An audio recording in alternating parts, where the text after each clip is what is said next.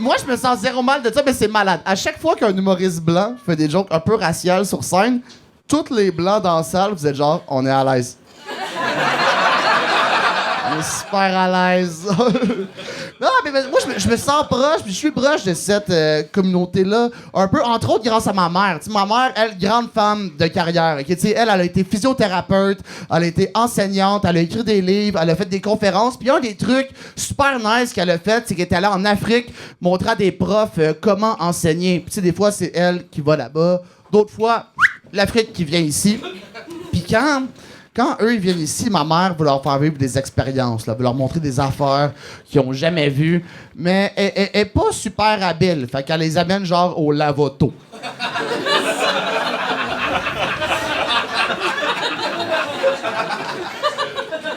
Qui est probablement la pire affaire à montrer à des Africains. C'est comme, check ça, esti!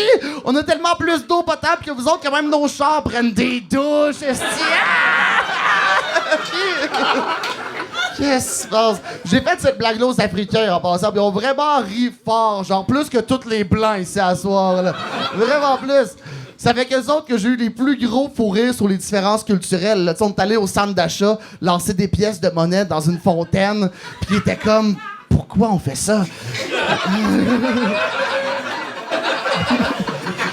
J'étais comme ça, c'est pour faire un vœu. Puis il était comme, OK, mais moi, je souhaite qu'il y ait de l'eau potable dans mon village à tous les jours. Puis j'étais comme, t'es ben cave, t'as dit ton vœu.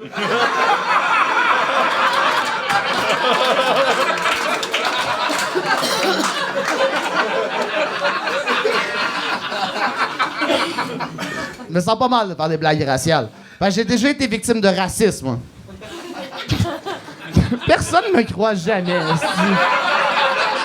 Y a-tu une personne qui me croit ici?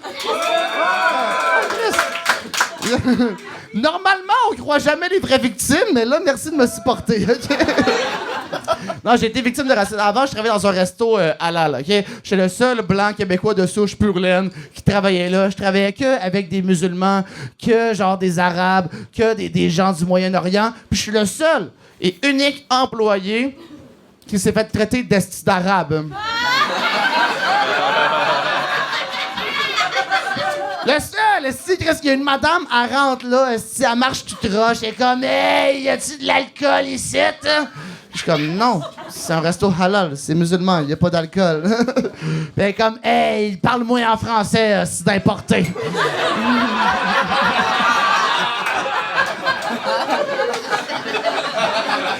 Là, il s'est passé beaucoup de choses dans ma tête, OK? J'étais comme, de un, c'est en français.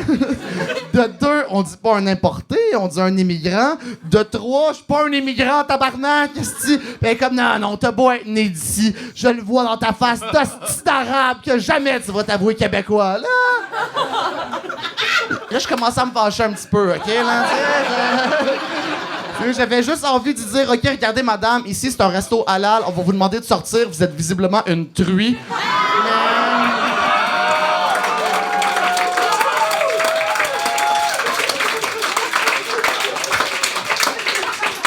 Mais c'est pas ça que j'ai fait, OK? Parce que ce genre de personne-là, ça prend une vengeance qui est plus en finesse, ça prend une vengeance qui est plus en subtilité. Fait que j'ai pris sa commande, lui détruit son sandwich. J'ai fait un attentat à son panini, esti. J'étais comme, Hala Akbar! Putain, ma calisse, esti! Je me suis torché avec sa laitue, esti. Je l'ai apporté, elle l'a mangé au complet. J'étais comme, Elle est revenue me voir, elle nous a dit merci. J'étais comme, madame, vous avez pas idée à quel point ça m'a fait plaisir. Morale de l'histoire, je cherche jamais le fuck avec un fucker, esti.